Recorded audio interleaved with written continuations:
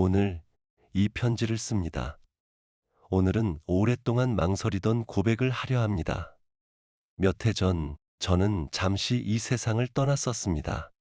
의사들의 언어로는 심장이 멎었던 그 몇 분을 임상적 죽음이라 부르지만 저는 그 시간을 제 생에 가장 잔혹하면서도 가장 자비로운 각성이라 부르고 싶습니다. 이 세상과 저 세상 사이, 그 가느다란 문턱에 매달려 있던 순간 저는 육신의 눈이 아닌 다른 눈으로 무언가를 보았습니다. 우리를 둘러싼 평소에는 감추어진 현실 말입니다. 창조물 전체를 두고 그리고 무엇보다 한 사람 한 사람의 영혼을 두고 벌어지는 거대한 전쟁의 광경이었습니다. 빛의 군대와 어둠의 군대가 끊임없이 부딪히는 것을 저는 보았습니다. 그리고 지금까지도 제 가슴에 낙인처럼 남아있는 깨달음 하나를 얻었습니다. 우리 대부분이 살아가는 그리스도인의 삶이란 실은 전쟁터 한복판에 차려진 정원 파티에 지나지 않는다는 것이었습니다. 그 문턱에서 본 것은 이후 제가 성경을 읽는 방식과 기도하는 방식을, 그리고 무엇보다 오랫동안 잊혀진 한 가지 훈련, 곧 금식을 바라보는 방식을 송두리째 바꾸어 놓았습니다. 저는 그곳에서 하늘의 문을 열고 지옥의 문을 닫는 열쇠들의 존재를 확인했습니다. 그런데 우리 대부분은 그런 열쇠가 있다는 사실조차 모르고 살아갑니다. 우리는 전시의 교회이면서도 마치 평화의 시대를 사는 듯 잠들어 있습니다. 우리가 치르는 가장 큰 희생이라고는 주일 예배에 제 시간에 도착하는 정도인 안락하고 무해한 신앙생활에 만족해 왔습니다. 어느 조사에 따르면 서구에서 스스로를 그리스도인이라 고백하는 이들 가운데 85% 이상이 단 하루도 온전한 성경적 금식을 해본 적이 없다고 합니다. 이는 마치 최전선에 파병된 군대가 가장 강력한 무기를 두고 왔다는 것과 같습니다. 너무 무겁고 불편하다는 이유 하나로 말입니다. 우리는 우리를 떨게 만드는 소집 나팔보다는 우리 마음을 편안하게 다독여주는 설교를 더 좋아합니다. 저는 스크루테이프의 편지에서 늙은 악마의 입을 빌려 이렇게 경고한 적이 있습니다. 원수의 가장 교묘한 전략은 화려한 죄를 짓게 하는 것이 아니라 자신이 존재하지 않는다고, 혹은 이 전쟁이 별것 아니라고 우리를 설득하는 데 있다고 말입니다. 원수는 우리가 안락의자에 파묻혀 빈혈 걸린 신앙에 만족하는 사이 우리의 가정과 도시와 나라를 조용히 잠식해 가기를 바랍니다. 에베소서 6장 12절은 시적인 비유가 아니라 전선에서 보내온 실제 보고서입니다. 우리의 씨름은 혈과 육을 상대하는 것이 아니요 통치자들과 권세들과 이 어둠의 세상 주관자들과 하늘에 있는 악의 영들을 상대함이라. 그런데 우리는 이 전쟁을 선한 의도와 형식적인 기도만으로 치르려 합니다. 바로 이런 자리에서 이미 수백 번 읽었던 한 구절이 계시처럼 제 영혼을 관통했습니다. 마태복음 17장의 장면입니다. 예수님과 함께 다니며 수많은 기적을 목격했던 제자들이 극심한 악령에 시달리는 한 소년 앞에서 아무 힘도 쓰지 못하고 공개적으로 망신을 당합니다. 그때 예수님이 오셔서 단 한마디로 그 소년을 자유케 하십니다. 훗날 제자들이 은밀히 여쭙습니다. 우리는 어찌하여 능히 그를 쫓아내지 못하였나이까? 그리고 그 대답은 모든 교회 입구에 불로 새겨져야 할 만큼 중요합니다. 그러나 이런 종류는 기도와 금식이 아니고서는 나가지 아니하느니라. 이 말씀을 잠시 곱씹어 보십시오. 예수님은 어둠의 나라에도 계급과 위계가 있음을 밝히십니다. 종류가 다른 악이 있다는 것입니다. 그리고 모든 악이 같은 무기로 물러가지 않습니다. 기도만으로는, 그것도 그리스도를 따르던 사람들의 기도만으로도 충분치 않았던 전투가 있었습니다. 더 무거운 구경의 무기가 필요했던 것입니다. 금식은 선택 사항이 아니라 전제 조건이었습니다. 오늘의 교회가 창고 구석에 녹슬게 방치해둔 중화기, 그것이 바로 금식입니다. 그리고 그 문턱에서 제게 열린 것은 금식이 하나가 아니라는 사실이었습니다. 적어도 7가지의 서로 다른 열쇠가 있으며 저마다 특정한 자물쇠를 열도록, 특정한 종류의 적을 물리치도록 설계되어 있었습니다. 이제 그 일곱 열쇠를 하나씩 나누어 보겠습니다. 먼저, 일반적인 기도로는 무너지지 않는 요새란 대체 무엇입니까? 사도 바울은 고린도 후서 10장에서 이렇게 말합니다. 우리의 싸우는 무기는 육신에 속한 것이 아니요 오직 하나님 앞에서 견고한 진을 파하는 강력이라. 영적 요새란 단순한 악령 하나가 아니라 오랜 세월 강화되어 온 구조물입니다. 그것은 한 사람, 한 가정, 혹은 한 지역의 삶에 깊이 뿌리내린 거짓말과 억압과 권력의 체계입니다. 수년간의 기도와 치료에도 꿈쩍 않는 중독을 떠올려 보십시오. 의학이 설명도 치료도 못하는 만성 질병을, 한 집안에서 대를 이어 반복되는 이혼과 가난과 분노의 순환을 떠올려 보십시오. 그것이 요새입니다. 일반 악령과 싸우는 것과 요새를 무너뜨리는 것의 차이는 열린 들판에서 적병 한 명과 싸우는 것과 철근 콘크리트 벙커를 함락시키는 것의 차이만큼 큽니다. 같은 전술이 통하지 않습니다. 벙커는 소총탄 따위는 비웃으며 버텨냅니다. 그것을 무너뜨리려면 폭발적인 포위 전략이 필요합니다. 이제부터 나눌 7가지 금식은 각각 특정한 요새를 겨냥해 설계된 영적 폭발물이라 할 수 있습니다. 강도가 점차 높아지는 순서로 먼저 3가지부터 시작하겠습니다. 첫째는 다니엘의 금식, 곧 목적이 분명한 부분적 절제입니다. 다니엘서 1장과 10장에서 그 근거를 찾을 수 있습니다. 바빌론 궁정에서 다니엘과 그 친구들은 왕의 진미와 포도주를 물리치고 채소와 물만으로 지냈으며 훗날 10장에서는 깊은 계시를 구하며 21일 동안 좋은 음식과 고기와 포도주를 끊었습니다. 이것은 완전한 금식이 아니라 선택적인 절제입니다. 목적은 정신의 명료함, 예언적 통찰, 그리고 오래 묵은 영적 저항을 무너뜨리는 것입니다.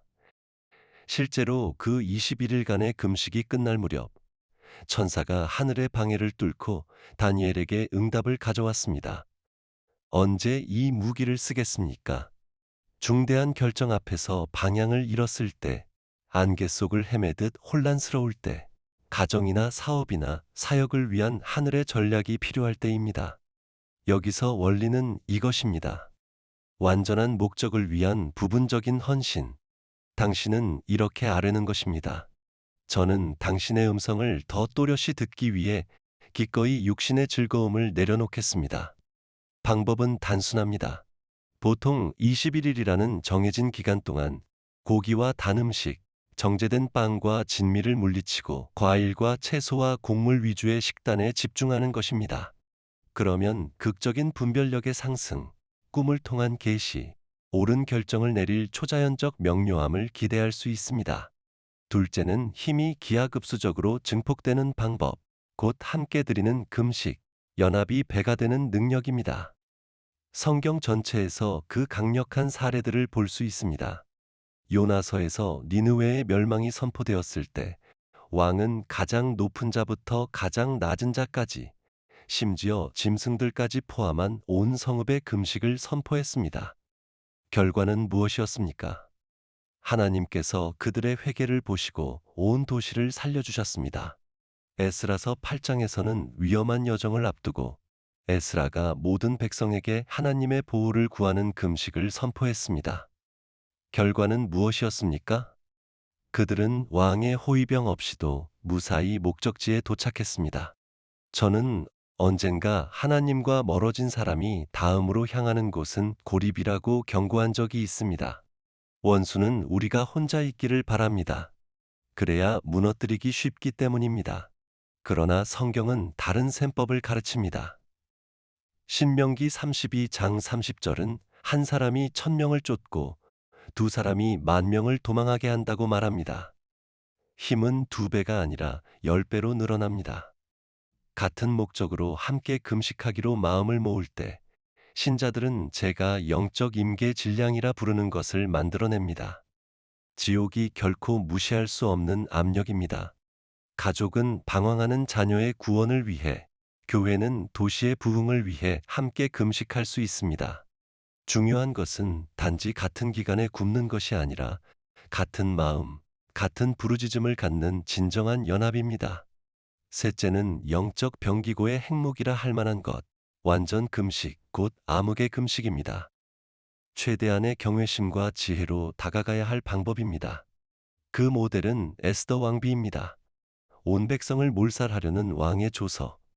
인간의 힘으로는 도저히 뒤집을 수 없는 상황 앞에서 그녀는 에스더서 4장 16절에서 선언합니다. 당신은 가서 수산에 있는 유다인을 다 모으고 나를 위하여 금식하되 밤낮 3일을 먹지도 말고 마시지도 마소서. 나도 나의 시녀와 더불어 이렇게 금식한 후에 규례를 어기고 왕에게 나아가리니 죽으면 죽으리이다. 물과 음식을 모두 끊는 절대적인 금식입니다. 여기 반드시 새겨야 할 경고가 있습니다. 이 금식은 사흘을 넘겨서는 안 되며 지병이 있는 분들은 반드시 의사와 상의해야 합니다. 누구에게나 모든 상황에 적합한 것이 아닙니다. 언제 이 무기가 적절합니까? 생사의 갈림길에 놓였을 때, 이미 선고가 내려진 것처럼 보일 때, 자연적인 방법으로는 도저히 이길 수 없는 전투 앞에 섰을 때입니다. 에스더는 결코 뒤집을 수 없는 메대와 바사의 법 앞에 있었습니다. 그러나 절박한 백성의 사흘 금식은 그보다 더 높은 법, 곧 하늘의 법에 닿았습니다. 그리고 그 결과는 조서의 완전하고 기적적인 반전이었습니다. 이 금식은 뿌리 깊은 요새와 세대적 저주, 가정과 지역을 짓누르는 지옥의 선고를 깨뜨리는 힘을 지니고 있습니다. 여기까지 세 가지 방법을 두고 단계적인 상승을 이해하는 것이 중요합니다. 하나님은 우리에게 병기고를 주셨고 좋은 군인은 어느 무기를 언제 써야 할지 압니다. 모기를 잡으려고 대포를 꺼내지는 않습니다. 전투에 직면했다면 먼저 적의 본질을 진단하십시오. 명료함의 문제라면 다니엘의 금식이 당신의 무기입니다. 온 가족이나 공동체를 뒤흔드는 전투라면 함께 드리는 금식이 열쇠가 될 것입니다. 생사가 걸린 선고 앞이라면 많은 기도와 지혜 가운데 에스더의 완전 금식을 고려할 때인지도 모릅니다. 우리의 사령관이신 성령께 전략을 구하십시오. 이 세 가지가 강력하다고 느끼셨다면 잠시 마음을 가다듬으십시오. 다음 네 가지는 우리 대부분이 존재조차 모르는 헌신과 능력의 자리로 더 깊이 인도할 것입니다. 이제부터는 외부의 요새를 무너뜨리는 것을 넘어 전사 자신의 본성을 바꾸는 금식들입니다. 넷째는 에스더의 헌신적 금식입니다. 앞서 우리는 사흘간의 완전 단식이라는 기술적 측면을 이야기했지만 진짜 힘은 절제 그 자체가 아니라 헌신에 있었습니다. 그녀의 선언을 다시 보십시오. 죽으면 죽으리이다. 이것은 단순한 절망의 금식이 아니라 완전한 항복의 금식입니다. 그것은 이런 자리입니다. 플랜 B는 없습니다. 안전망도 없습니다. 주님이 아니면 아무것도 아닙니다. 제 생명은 당신 손에 있으니 당신 뜻을 좇다 죽는다면 그리 되게 하소서. 연합과 절대적 헌신과 계산된 믿음의 모험이 결합될 때 판을 뒤집고 법을 다시 쓰는 종류의 은총이 풀려납니다. 언제 사용합니까? 모든 문이 닫혔을 때, 인간의 논리로는 출구가 없다고 말할 때, 당신의 삶에 불가능이 선포되었을 때입니다. 원리는 이것입니다. 하나님은 급진적인 신뢰에 응답하십니다. 그리고 이 금식은 종종 에스더가 목숨을 걸고 왕복을 입은 채 왕 앞에 나아갔던 것과 같은 믿음의 예언적 행동을 동반합니다. 다섯째는 우리를 유산과 운명의 영역으로 이끄는 모세의 금식, 곧 한 민족을 바꾸는 40일입니다. 모세는 시내산에서 40주야를 2번 금식했습니다. 빵도 물도 없이 오직 하나님의 붙드시는 은혜로만 가능한 초자연적 금식이었습니다. 저는 순전한 기독교에서 하나님이 우리를 단지 용서하시는 것이 아니라 작은 그리스도들로 완전히 새로운 피조물로 빚으신다고 쓴 적이 있습니다. 이런 장기간의 금식이 하는 일이 바로 그것입니다.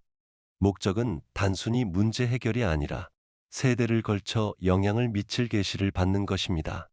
모세는 개인의 위기를 해결받은 것이 아니라 토라, 온 민족을 향한 하나님의 언약을 받았습니다. 그 변화가 얼마나 깊었던지 육체에까지 드러났습니다. 그의 얼굴이 하나님의 영광으로 빛났습니다. 이 금식은 가벼이 시작할 것이 아닙니다. 지도자, 영적 부모, 자신을 넘어서는 유산을 향한 부르심을 느끼는 이들을 위한 것입니다. 공동체와 교회와 운동을 위한 하늘의 청사진이 필요한 이들을 위한 것입니다. 분명한 신적 부르심과 의료적 감독이 반드시 필요합니다.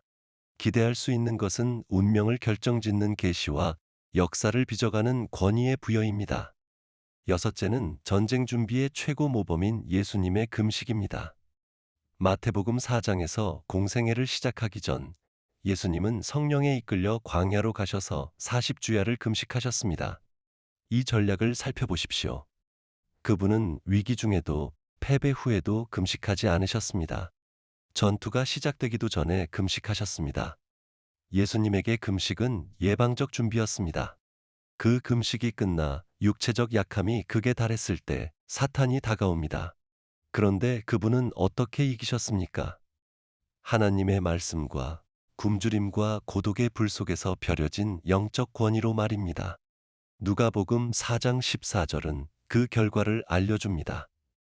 예수께서 성령의 능력으로 갈릴리에 돌아가시니, 능력에 해당하는 헬라어 뒤나미스는 오늘날 다이너마이트의 어원이 됩니다.